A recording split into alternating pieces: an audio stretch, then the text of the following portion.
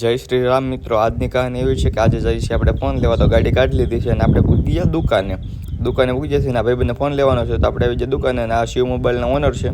તો ઓનરને મળી લીધા છે અને આ ફોન લેવાનો છે તો લઈ લીધો છે અને વિડીયો બનાવીને જ છે. હવે વિડીયો બનાવીને આપણે હવે સાંજે જઈશું ભગુડા.